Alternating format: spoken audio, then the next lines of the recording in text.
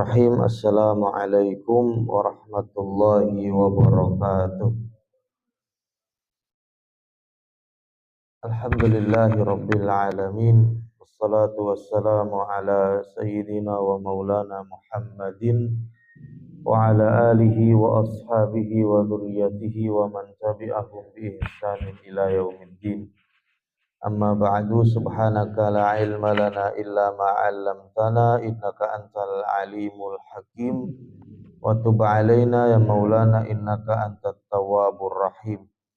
Allahumma anfa'na bima 'allamtana warzuqna 'uluman tanfa'una warzuqna ilman nafi'a.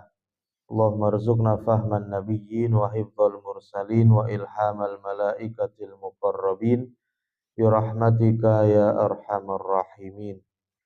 Alhamdulillah, puji syukur kehadirat Allah subhanahu wa ta'ala.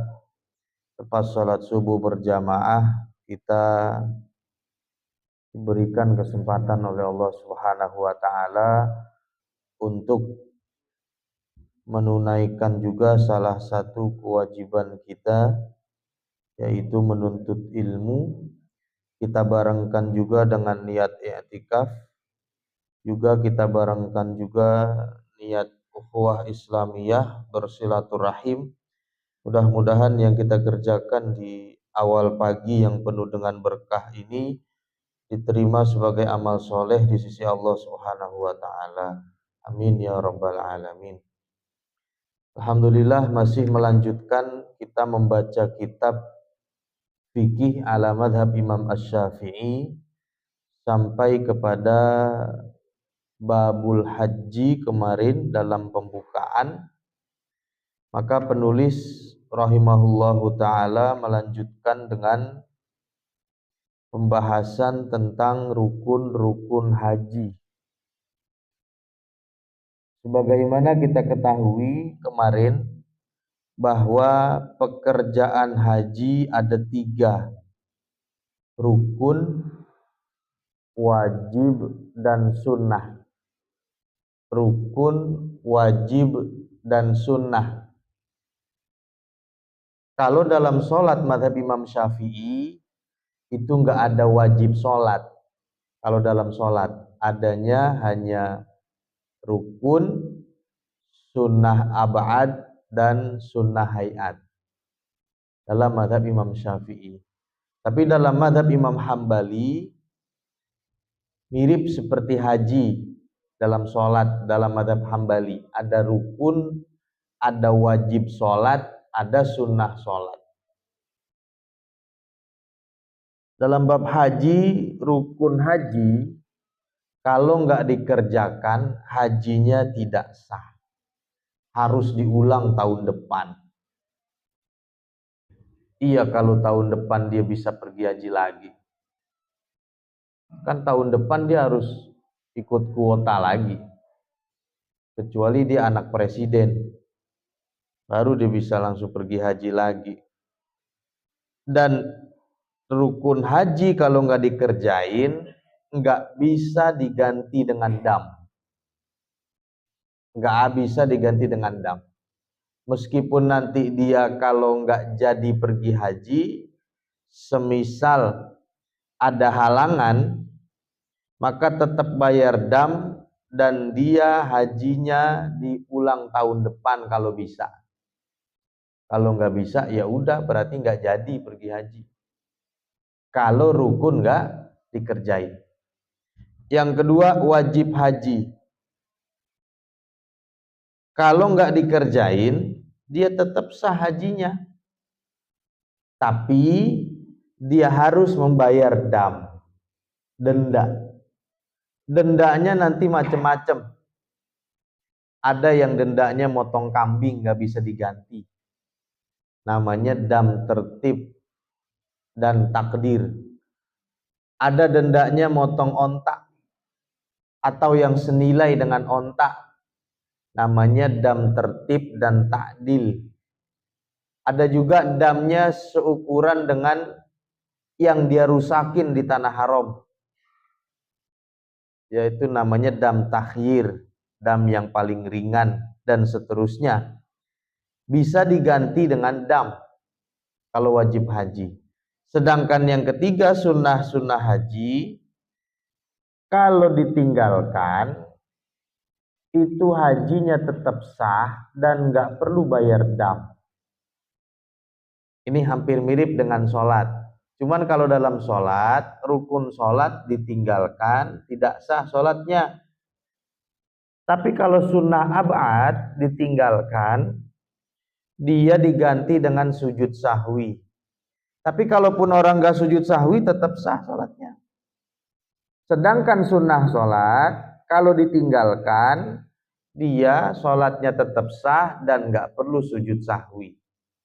Nah, ini dalam haji juga ada sama, ada rukun haji, wajib haji, dan sunnah haji. Kita mulai dengan arkanul haji, rukun haji itu sittatun 6. Dia sama dengan rukun umroh. Cuman yang haji ada nambah 1, yaitu wukuf. Umroh nggak ada. Ihram, tawaf, sa'i, tahallul, tertib. Kalau haji nambah 1, wukuf di Arafah.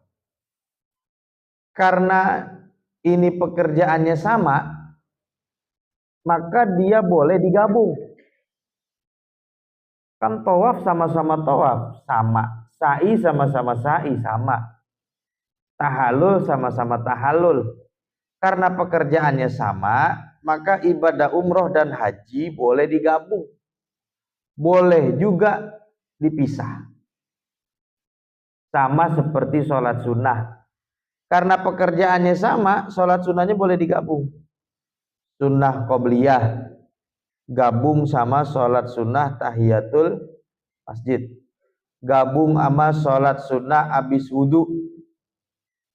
Gabung lagi sama sholat, apalagi yang dia belum sholat tuh, ya, gabung lagi sama sholat sunnah apa misalnya taubat, gabung aja semua tuh, boleh niatnya panjang, ya Allah aku niat sholat tahiyatul masjid ya Allah, sekalian sama sholat sunnah wudhu ya Allah, sekalian sama qobliyah subuh ya Allah, sekalian sama sholat hajat ya Allah, sekalian sama sholat taubat ya Allah. Paling kata malaikat banyak bener, ngirit ya bos. Boleh tapi kira-kira bagusan digabung apa bagusan dipisah? Sebenarnya bisa lebih bagus sebenarnya. Ya kan kita kalau beli soto, kalau dipisah kan lebih mahal ya kalau kita beli soto. Nasi sama itunya tuh kalau makan di depan tuh lebih mahal ya. Soto sedap, kalau dipisah juga lebih banyak, udah pasti ya. Sholat kan kalau dipisah juga tadi lebih banyak, kalau digabung cuma 2, kalau dipisah bisa 4, bisa 6 ya, berkali-kali dia tuh. Nah, waktunya banyak, makanya orang kalau pengen sholatnya banyak datangnya lebih awal. Nah, kalau datangnya udah deket qomat ya 2 doang dapatnya. Lagi sholat Jumat, ya Allah ya. Kadang-kadang sholat Jumat kalau khutbah belum naik belum datang, ya. Kadang udah khutbah udah naik juga kadang belum datang. Ada kalau di tempat saya udah datang sih dia, khutbah udah naik udah datang, cuman dia nggak masuk di masjid, ditunggu di parkiran. Ini jamaah cerdas, jamaah pinter begini. Ntar begitu pas kita udah ya, innallaha ya'murukum bil adli wal ihsan wa ita'idzil qurba wa yanha 'anil fahsya'i wal munkari wal baghi. Dia baru pada masuk tuh semua. Itu berarti jamaah cerdas, datang paling belakang, Jumat berkah paling duluan. Nah, hebat tuh dia. Ya. Nah, haji juga sama nih, karena ibadahnya sama, maka dia boleh digabung antara pelaksanaan tawaf haji, tawaf umroh, sa'i haji, sa'i umroh, ihram haji, ihram umroh, tahallul haji, tahallul umroh, gabung. Ya, makanya nanti dalam ihram ada 3. Yang pertama al-ifradu ifrad, taqdimul haji alal umrati. Haji dulu baru umroh. Ini dipisah. Haji dulu baru umroh. Berarti ini biasanya kloter-kloter yang udah akhir baru berangkat. Udah tanggal sekitar Zulhijjah dia baru berangkat. Tanggal 5, tanggal 6, tanggal 7 dia baru berangkat. Berarti kan sampai Mekah udah mau pelaksanaan haji nih, udah tanggal 8, udah pada mau berangkat ke Arafah besok. Dan dia berarti belum sempet umroh. Nah, begitu pas besok pelaksanaan ibadah haji, dia niat haji aja. Nawaitul hajja wa ahramtu bihi lillahi ta'ala labbaik Allahumma hajjan. Dah dipergi haji. Ya. Setelah nanti sampai tanggal 12 atau 13 terakhir, kemudian dia selesai ibadah hajinya, baru dah besok-besoknya dia pergi umroh. Yang penting syaratnya masih bulan Zulhijjah umrohnya. Nggak boleh sampai tahun depan, nggak boleh. Kan Zulhijjah akhir bulan nih. Terakhir pelaksanaan haji itu tanggal 13. Berarti masih ada waktu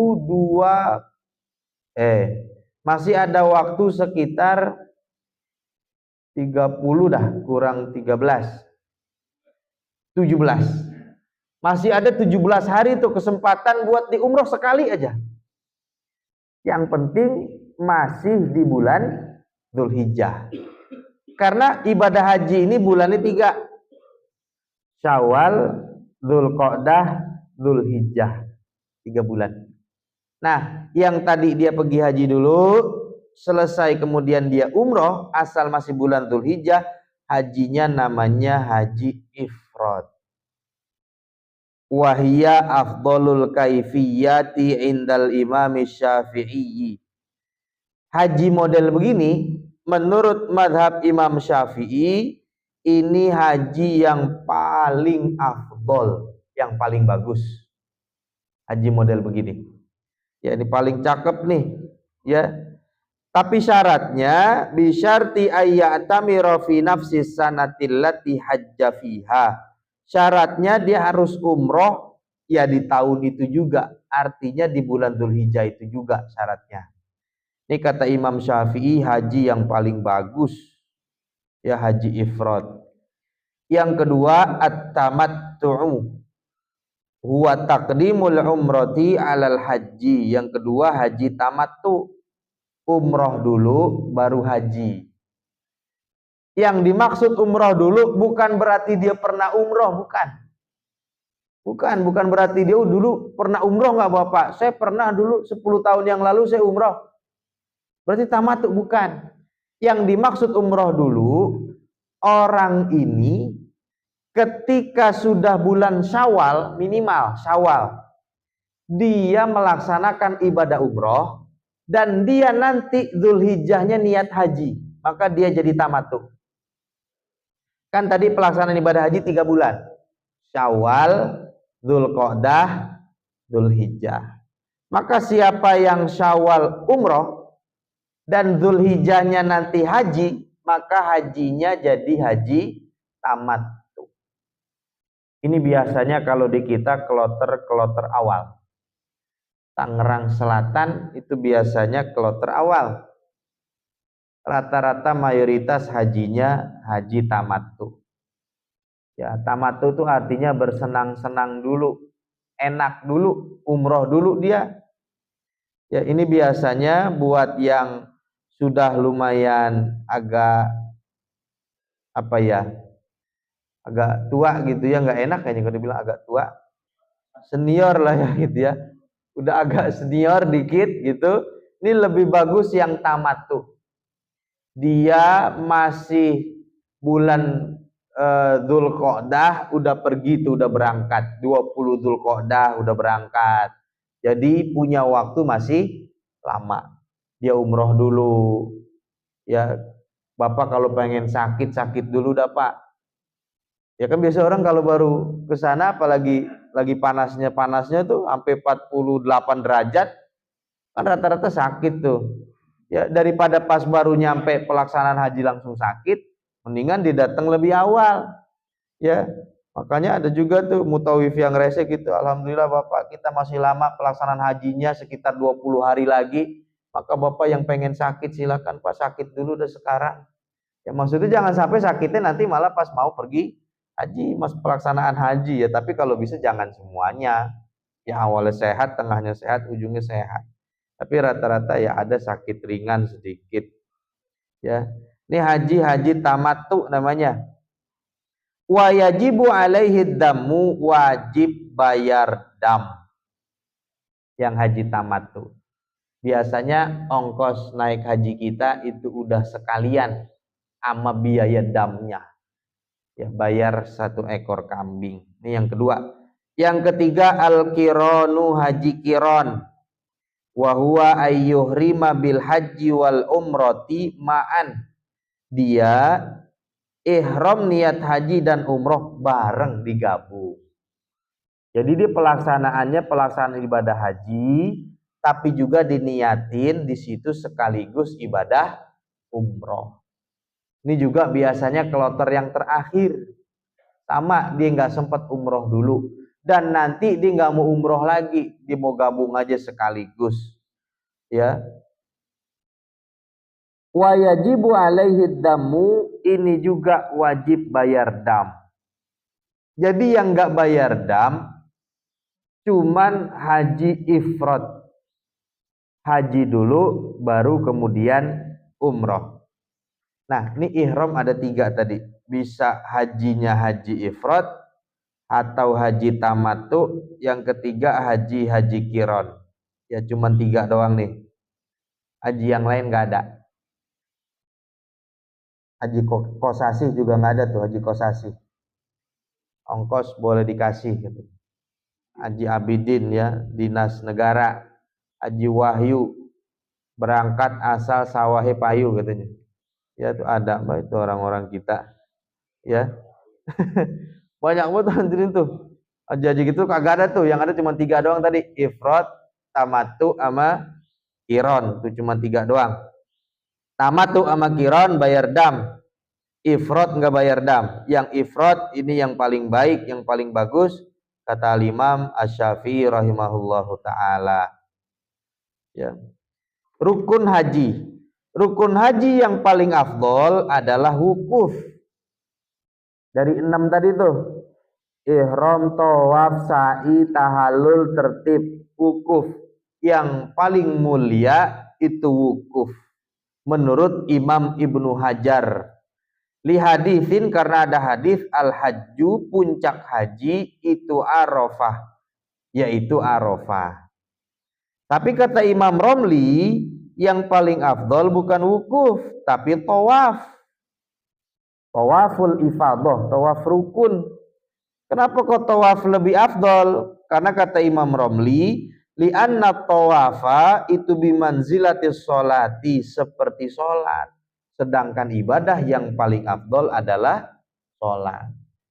Ya, jadi ulama berbeda pendapat nih, apakah dia Arafah atau dia tawaf ifadah. Kaifiyatu niyatun nusuki, cara untuk ihramnya. Kalau dia tadi mau pergi haji doang, maka disunahkan diucapkan nawaitul hajja wa ahramtu bihi lillahi ta'ala. Kalau dia mau umroh, nawaitul umrata wa ahramtu biha lillahi ta'ala. Kalau dia mau haji dan umroh, nawaitul hajja wal umrata wa ahramtu bihima. Kalau dia mau ihram saja, mengihramkan orang saja, nawaitul hajja an fulanin, sebutin namanya, wa ahramtu bihi lillahi ta'ala. Ini kalau mau disebutin dalam mazhab Imam Syafi'i sunnah melafalkan, menyebutkan niat haji atau umrohnya, yakni ihram. Al-ihramu, yang pertama rukunnya ihram, huwa niyatud dukhuli, niat. Itu namanya ihram. Niat. Kalau dia udah ihram, baru nanti larangan-larangan ihram itu nggak boleh. Kalau udah ihram, ihram tuh apa? Niat. Dia pakai baju dulu, pakaian ihram yang laki-laki dengan selendang dan sarung, yang perempuan yang penting menutup aurat tetap boleh berjahit. Kalau dia mau pakai wangi-wangian, pakai dulu di badan. Dia mau mandi dulu, sholat dulu, potong kuku, nanti sunah-sunah ihram. Setelah itu dia pakai baju, dia pergi ke mikot, di mikotnya sunnah. Nah, dia niat dah tuh dalam hatinya tuh, ya, nawaitul hajja wal umrata wa ahramtu bihima. Ya Allah, aku niat haji dan umroh dan aku berihram dengan keduanya lillahi ta'ala, labbaik Allahumma hajjan wa umrotan. Nah, udah dah tuh, dia udah dianggap umroh atau pergi haji, udah ihram. Ihram ini sama takbiratul ihram. Artinya nih haram. Sebab orang yang udah ihram, yang tadinya boleh jadi haram. Sama kayak sholat itu takbiratul ihram. Berarti kalau dia udah takbir, jadi haram. Belum takbir, belum haram. Nah, minum sebelum sholat boleh nggak minum? Boleh. Makan boleh sebelum sholat. Tapi kalau dia udah takbiratul ihram, yang tadinya boleh jadi haram. Masa orang udah habis takbiratul ihram, Allahu Akbar, minum? Ya nggak boleh. Kalau sebelumnya boleh, atau di jeda-jeda antara dua rakaat yang satu dengan dua rakaat yang lain nggak apa-apa. Nah, sama nih ibadah haji dan umroh, larangannya kalau dia udah ihram. Kalau dia belum ihram masih boleh. Ya. Makanya bedain orang yang pergi umroh dan orang yang ibadah umroh. Pergi umrohnya itu jalan ke Mekah. Kalau dia mampir dulu di hotel, dia belum niat ihram nih, belum pakai ihram, berarti dia belum ibadah umroh, belum. Dia baru pergi ke Mekah. Kapan dia dianggap umroh? Dia pergi ke Tanim, sampai di Tanim dia niat. Nah, itu baru dihitung umroh. Ya. Larangan-larangannya kalau belum ihram boleh. Ada orang dulu pergi hajinya nambah karena dia pergi haji suami istri berdua. Ya, dia pengen kamarnya berdua juga. Nambah duit gede. Begitu pas sampai pulang, Pak Ustadz, ya saya sama istri saya berdua, saya nambah duit gede banyak gitu. Ya, waktu di sono saya ragu. Saya boleh hubungan apa kagak sama istri saya? Akhirnya 40 hari saya kagak berhubungan sama istri saya, Pak Ustadz. Mana dia udah bayar banyak banget lagi tadi. Kok begitu, Pak? Ya kan soalnya kita kan lagi pergi haji, katanya nggak boleh berhubungan. Ya, waduh, tekor hadirin, udah bayar mahal-mahal gitu ya. Apalagi kan pergi haji di sono kan, masya Allah, ya godaannya banyak banget. Makanya pergi haji kan perintahnya sempurnakan. Kalau sholat perintahnya dirikan. Kalau zakat perintahnya tunaikan. Nah, kalau haji perintahnya apa haji? Sempurnakan. Wa atimul hajja wal umrata lillah. Sempurnakan haji. Karena haji ini banyak cobaannya. Maka ayat yang lain, ya, sempurnakan sholat itu lillah. Ya. Wa atimul hajja wal umrata lillah, karena Allah.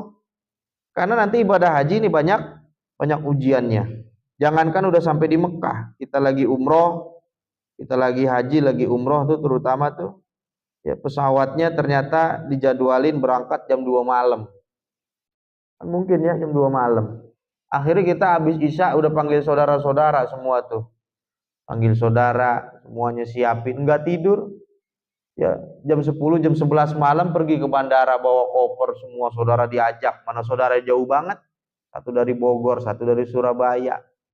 Ternyata sampai di bandara ada pengumuman pesawat yang akan pergi ke Mekah umroh penerbangan kode sekian itu delay, ditunda sampai besok setelah zuhur. Waduh, Mulai dah tuh, ujiannya ada tuh. Ya, mulutnya mulai dah tuh ya. Emang dasar pesawat setan kata gitu ya. Itu jangan tuh hadirin tuh, ya. Ya kalau yang nganter nggak apa-apa dah kalau yang nganter gitu. Pak, ini mau marah-marah Pak. Bapak kan yang nganterin saya, Bapak aja yang marah-marah. Saya yang pergi umroh pergi aja jangan kata Pak Ustadz. Yang nganter juga jangan sebenarnya. Ya, itu ujiannya banyak banget tuh. Ya, apalagi di sana. Ya dia nggak berhubungan suami istri. Mana ngelihat orang lain-lain banget. Ada yang orangnya hidungnya mancung banget. Ya kulitnya cakep banget ya. Masya Allah. Ujiannya banyak. Jadi bawa istri, ya saya kira Pak Ustadz lagi pergi haji kagak boleh hubungan. Yang nggak boleh kalau udah ihram. Kalau belum ihram bebas. Atau kalau dia udah tahallul kalau umroh dan kalau haji udah tahallul kedua boleh. Udah tanggal 14 Zulhijjah boleh. Ya. Atau kalau dia umroh, kalau dia belum ihram, biasanya yang ke Madinah dulu, ya boleh. Oh begitu Pak Ustadz, waduh kalau begitu saya gimana ya? Ya berangkat lagi lah tahun depan gitu, katanya ngulangin lagi, saya kodok lagi yang kemarin kurang afdol katanya. Ya boleh padahal. Ya ini ihram, niat, kalau udah niat baru semua larangan-larangan ihram itu kemudian diharamkan. Wa sunanuhu, sunnah-sunnahnya ihram, aw wa sunanul ihrami, sunnah-sunnah ihram. Qassus syaribi, motong kumis. Ini sebelum ihram nih maksudnya, persiapan mau ihram. Biasanya kita kalau yang umroh ini pergi ke Tan'im. Kalau yang Madinah dulu pergi ke Bir Ali. Ya, atau kalau nggak Tan'im, Ji'ronah. Pilih tuh dua-duanya. Kalau dia lewat dari bukan titik-titik yang ditentuin Rasulullah, maka dia boleh umroh seukuran Tan'im. Berapa kilo tuh ya? 3 kilo kali ya. Mungkin sekitar 3-4 kiloan tuh. Ya. Maka dia boleh umroh di Jeddah. Sebenarnya Jeddah nggak ada hadisnya. Nggak ada satu hadis Rasulullah pun mikot orang mau umroh itu di Jeddah nggak ada. Itu hasil ijtihad ulama. Ya. Sebab Jeddah ini udah seukuran dengan Tan'im. Maka orang banyak yang ngambil ihram di pesawat tuh. Ya dia udah ambil di atas tuh. Ya Bapak Ibu sekalian, kita sudah masuk di Jeddah. Dan Jeddah ini merupakan sudah seukuran dengan mikot yang paling pendek. Maka Bapak Ibu sekalian, mari kita niat untuk ihram. Akhirnya dia niat ihram di atas pesawat. Ya ini biasanya, mohon maaf, ini paketnya paket yang rada murahan dikit. Kalau paket yang mahal mah dia biasa ke Madinah duluan, pakai Garuda 8 jam udah sampai, umrohnya entar belakangan, dia bisa istirahat dulu enak. Ya. Padahal di ke hotel aja langsung juga nggak apa-apa. Ya. Nah, biasanya mutawif kita, pembimbing-pembimbing kita itu banyak kesunahan-kesunahan dan yang lainnya itu supaya kita nggak kerjakan. Ya, contohnya nanti ini sunah-sunah ihram. Cukur kumis, watamsyitu sya'ril lihyah, nyisir jenggot. Sunahnya kumisnya dicukur, jenggotnya disisir kalau jenggotnya banyak. Kalau jenggot disisir carang dikit, apa yang mau disisir ya. Emang jenggotnya segitu-segitunya ya. Yang kedua, natful ibti, cabut bulu ketiak. Emang sunnahnya laki-laki bulu keteknya dicabut, bulu kemaluannya dikerok. Kebalikannya perempuan gitu.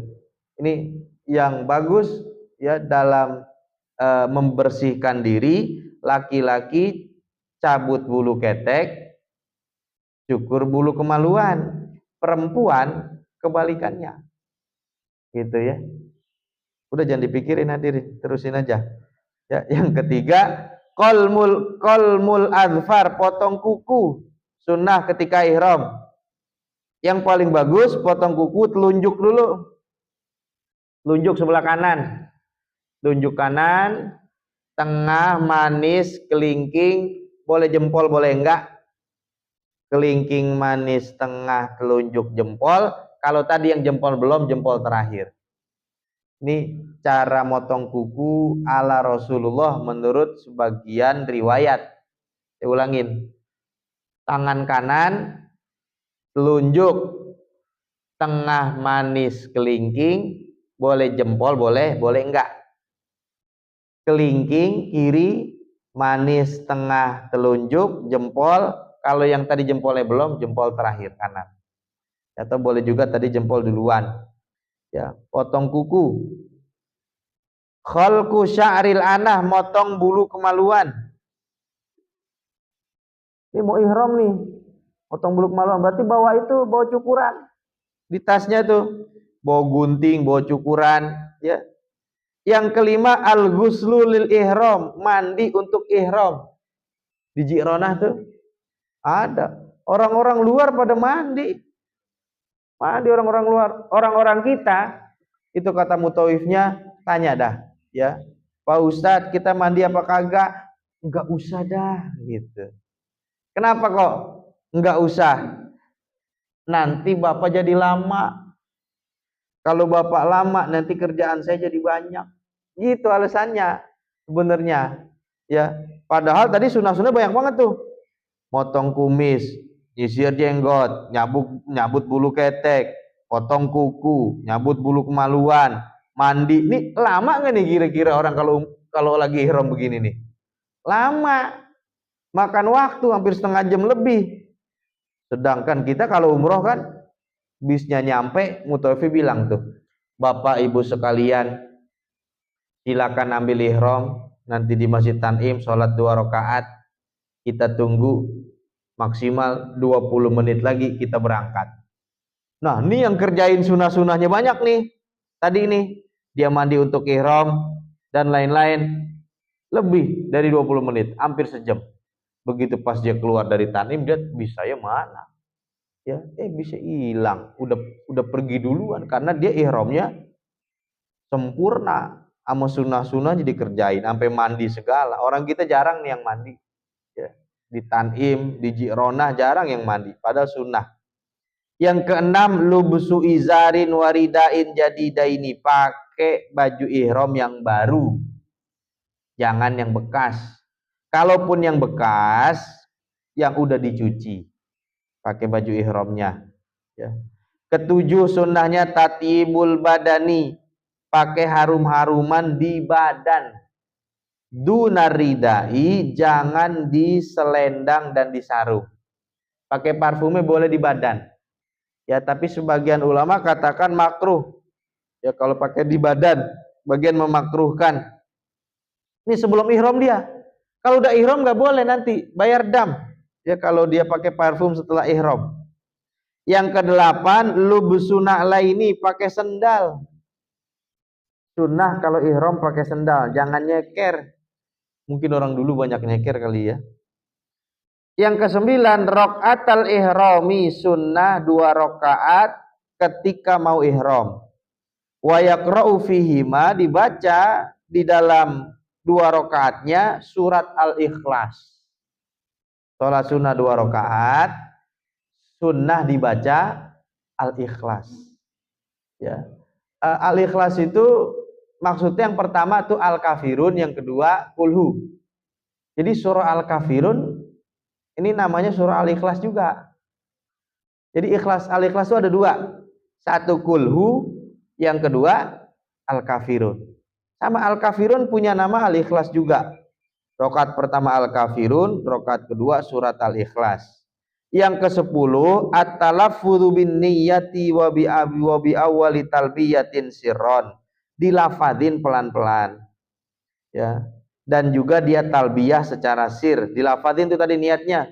Nawaitul hajja wal umrota wa ahramtu bihima.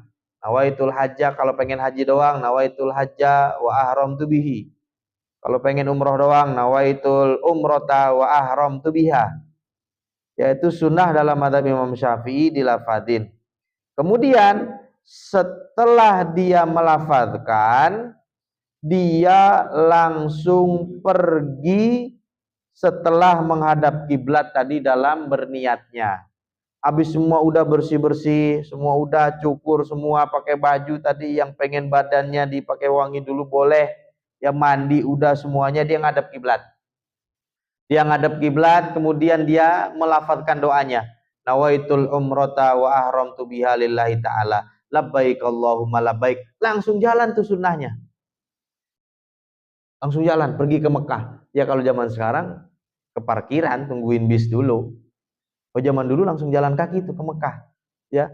Dan itu sunnahnya jangan ada yang mengalihkan panggilannya. Labbaik Allahumma labbaik, artinya kan aku penuhi panggilanmu ya Allah, labbaik. Maka orang dulu kalau dipanggil itu bilangnya baik.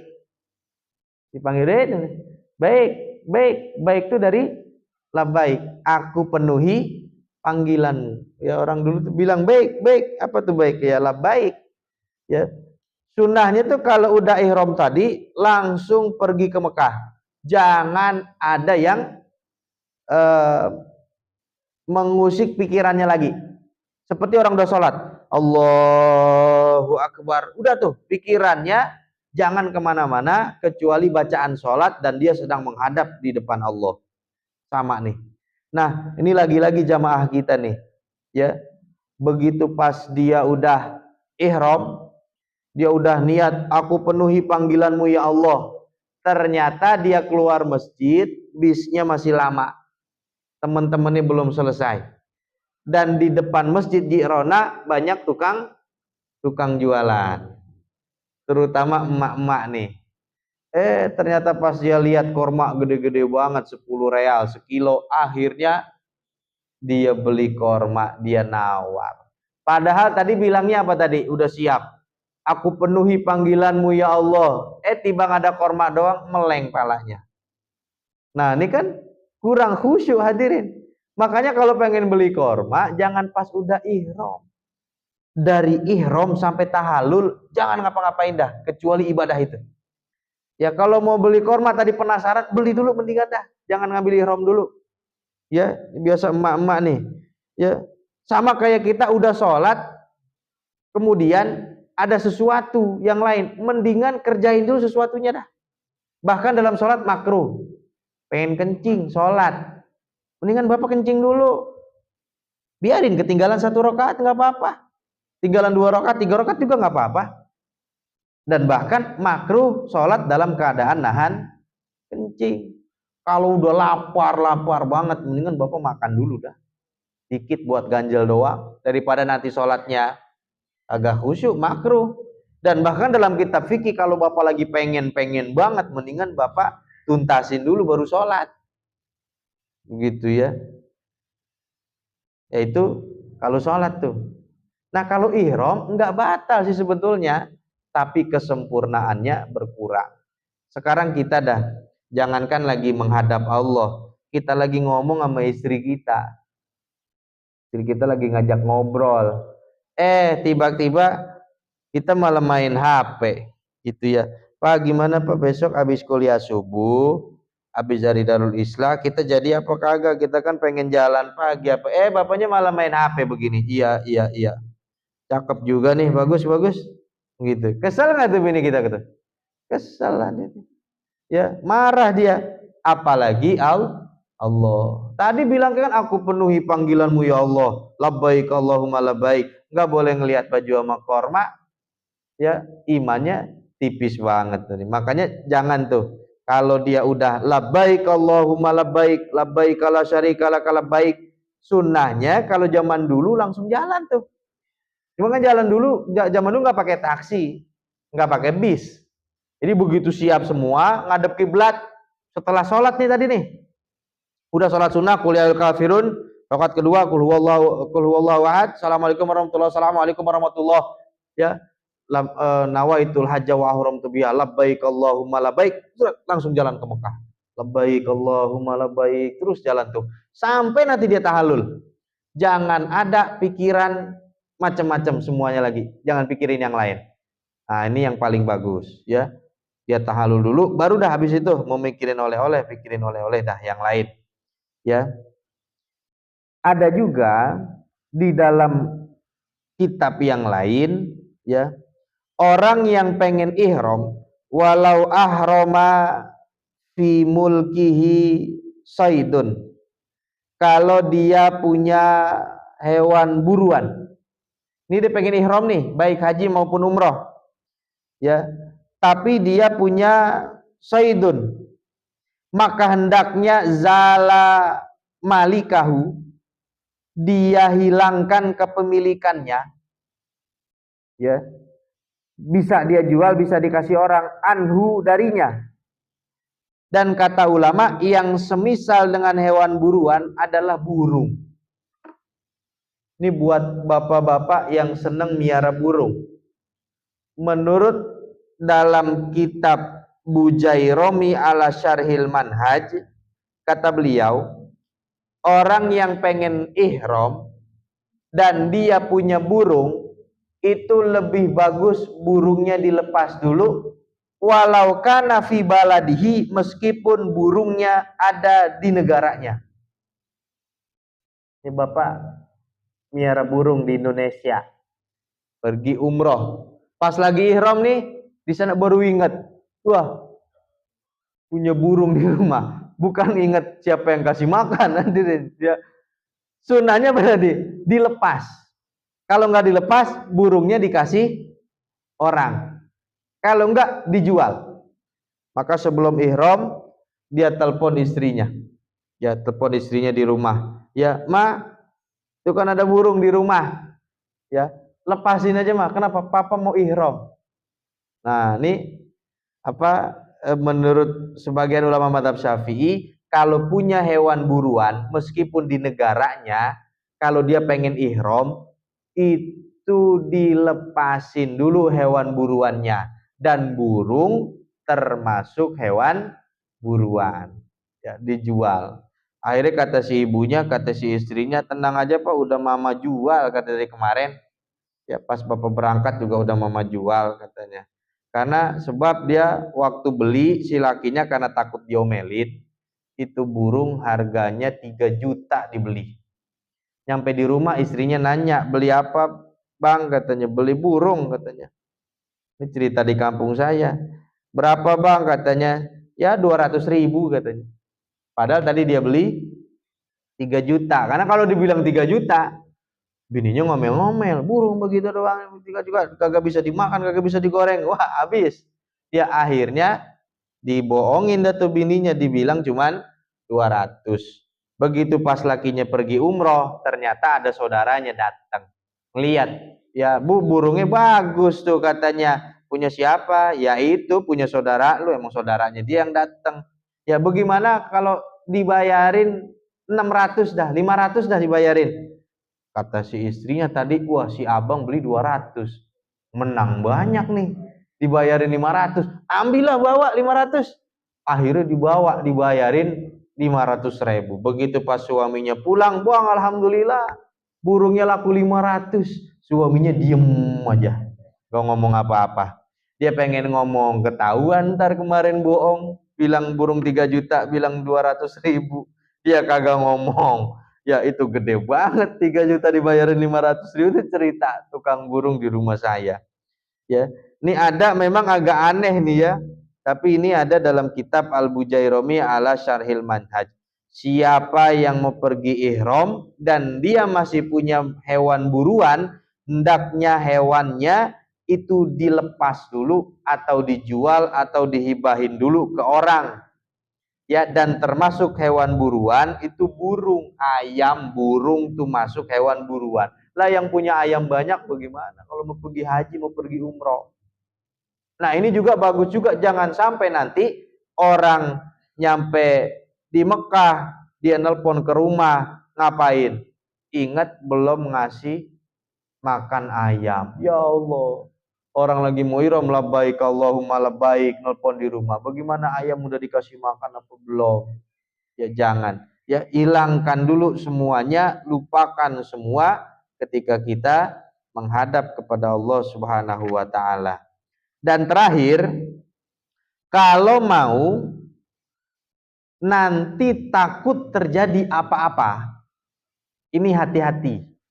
Nanti takut terjadi apa-apa, untuk sebagai hati-hati, misalnya sakit, nggak bisa meneruskan umroh atau hajinya, atau misalkan dia ketemu musuhnya, boleh jadi ketemu musuhnya di tengah jalan, jadi dia nggak jadi umroh, maka ketika ihram hendaknya dia mengucapkan Allahumma mahilli haitsu habastani, atau dalam bahasa Indonesianya, ya Allah, tempat tahallulku di mana aku tertahan. Bahasa Indonesia itu, ya. Ini jarang diajarin nih sama mutawif. Allahumma mahilli haitsu habastani. Ya Allah, tempat tahallulku di mana engkau menahanku. Maka nanti kalau dia di tengah jalan sakit, nggak bisa nerusin umroh, maka dia boleh tahallul di tempat dia sakit dan dia nggak perlu bayar dam. Dia boleh tahallul di mana di tempat dia sakit dan dia nggak perlu bayar dam. Kalau baca yang tadi, Allahumma mahilli haitsu habastani. Ya Allah, tempat tahallulku haitsu habastani, di mana engkau menahanku. Fa ba'da dzalika, maka setelah itu, setelah dia ihram dan baca doa tadi, lau siro, apabila tercegah, tahallala, maka dia bertahallul, maka nahu, di tempat dia tercegah, biduni fidyatin, tanpa bayar fidyah, tanpa bayar dam, kama sayati syarhuhu, sebagaimana nanti akan dijelaskan daripada syarah-syarahnya. Ini rukun yang pertama adalah ihram. Ya, bisa dengan model 3 ihram tadi, ifrad, tamattu, dan qiron. Kemudian ada sunnah-sunnah dalam ihram. Ya, sedangkan yang disebut dengan ihram adalah niat masuk untuk ihram, dan terakhirnya nanti tahallul. Jadi awalnya ibadah haji dan umroh ihram, ujungnya adalah tahallul. Kalau sholat awalnya takbiratul ihram, ujungnya salam. Ya, bedanya itu. Ya, tahallul namanya, menjadi halal. Tahallul itu menjadi halal. Kalau tadi ihram menjadi haram, tahallul menjadi halal. Ya, rukun yang pertama insya Allah nanti kita lanjutkan, at-tsani al-wuqufu bi arafata, wukuf di padang Arafah, daripada rukun haji yang kedua. Wallahu a'lam bishawab. Ada yang kita diskusikan? Bertanya silakan. Ya, Pak Haji Malkin.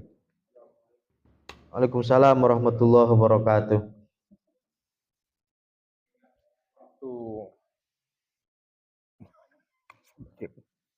Waktu muda. Waktu kita melaksanakan ibadah tadi, misalnya waktu itu kita kalau tidak salah sebelum kita ke Jirok atau Taim itu biasanya kita mandinya itu sudah niat untuk mandi mau ikram. Mandinya di hotel? Ya, apakah masuk enggak itu dalam rumus duluan gitu ya, yang di mandinya di Cirona itu? Baik. Ya, bismillahirrahmanirrahim. Ya, memang tidak ada qaid, tidak ada batasan. Ya, orang itu mesti mandi di dekat tempat dia ngambil mikot, gitu ya. Tapi keafdolan dan kesunahan mandi di mikot itu lebih besar. Dan sedangkan mandi di luar mikot itu insya Allah masih dapat pahala kesunahannya, tapi mungkin nilainya tidak sebesar mandi di tempat mikot. Ya, beda beda afdolnya aja. Insya Allah daripada kesunahannya itu tetap dapat kalau orang tersebut memang sudah diniatkan. Jadi yang membedakan mandi sunnah dengan bukan mandi sunnah adalah niat. Selama dia sudah niat, meskipun itu masih di hotel, ya Allah, ini adalah mandi sunnah untuk ihram, begitu ya, itu insya Allah pahalanya sunnah mandinya masih dapat, tapi tidak sebesar orang yang mandi di tempat mikot tadi. Karena Rasulullah dan para sahabat itu mereka itu mungkin tidak semua bisa mandi di dekat mikot. Kan sulit. Apalagi zaman dulu kan fasilitasnya belum seperti sekarang. Ya, berarti dimanapun ketika dia mau ihram, dia mandi, insya Allah kesunahannya dapat. Ya, tapi kalau misalnya dia nggak diniatin, meskipun dia berada di area mikot, kesunahannya nggak dapat. Jadi yang dianggap mandi sunnah adalah niat. Maka kata ulama, jadikan setiap mandi kita adalah mandi sunnah. Jadikan setiap mandi itu mandi sunnah supaya berpahala. Ya, dan yang lebih bagus setiap mandi seperti mandi junub. Jangan mandi seperti biasa aja, sayang. Mandilah seperti mandi junub meskipun enggak lagi junub. Lah kan saya enggak lagi junub, ngapain saya mandi junub? Biar dapat pahala. Nah, itu namanya mandi sunnah. Ya, insya Allah tetap dapat meskipun dia mandinya dari hotel. Ya, dari hotel. Cuman rata-rata kita dicepet-cepetin ya. Cepetan gitu. Selalu datang kita dicepet-cepetin terus kalau karena mau tahu ya namanya kerja karena pengen buru-buru gitu. Ya, ada lagi Pak Jamal lagi. Saya nggak tahu sekarang ya. Memang udah lama kita nggak ke sono lagi. Insya Allah nanti suatu saat kita ke sono lagi. Apakah memang di sana disiapkan kamar mandi itu? Karena setahu saya dulu tidak ada dulu itu. Adanya ya kamar kecil saja. Iya. Jadi kalau untuk mandi ya kayaknya tidak memungkinkan gitu. Terakhir waktu sekarang ya. Ya terakhir memang ada tempat mandinya ada. Ya meskipun nggak banyak. Ya meskipun nggak banyak itu kamar mandinya ada. Yang banyak itu kan di Mina dan di Arafah itu ya, dengan kamar mandi portable tambahan. Kalau yang di Jirona kemudian yang di Tanim itu ya kamar mandi di masjid itu. Di masjid itu, nah yang banyak itu yang agak di belakang, itu memang berjejer. Nah itu orang-orang yang mau mandi biasanya yang di belakang, karena yang di kamar mandi masjidnya nggak ada tempat mandi. Ada yang di belakang itu agak agak banyak sedikit. Ya cuma memang ngantri kalau yang mau ikut mandi. Memang itu agak lama makan waktu dan biasanya mutawifnya nggak sabaran. Karena kan dia ngapa? Kejar masih ada proyek yang lain gitu. Masih ada proyek yang lain. Jadi kita disuruh buru-buru aja. Pokoknya 20 menit, jangan lama-lama Bapak Ibu sekalian. Nah, itu kita kadang-kadang kurang nikmatnya di situ tuh. Ya kurang nikmatnya karena diburu-buruin. Akhirnya nggak sempat mandi dah tuh tadi. Ya mestinya ya kalau pengen sempurna semuanya dikerjain. Cabut bulu ketek dulu. Kita cariin ya. Pak Jumalikin mana kok di bis di absen kagak ada. Pas lihat masih nyambutin bulu ketek gitu kan. Ya, orang kapan selesainya kita diomelin sama mutawifnya. Ada kamar mandinya ada, tapi nggak banyak.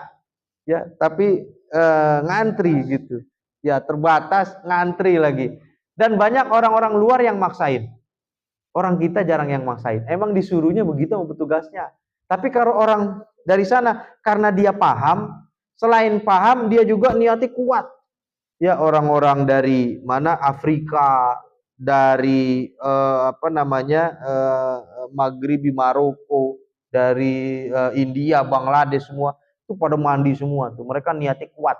Ya, dan mereka nggak bisa dibohongin gitu ya, nggak mau disuruh-suruh, orang kita mau aja gitu. Jadi mereka tuh pada mandi, ngantri, mereka mau.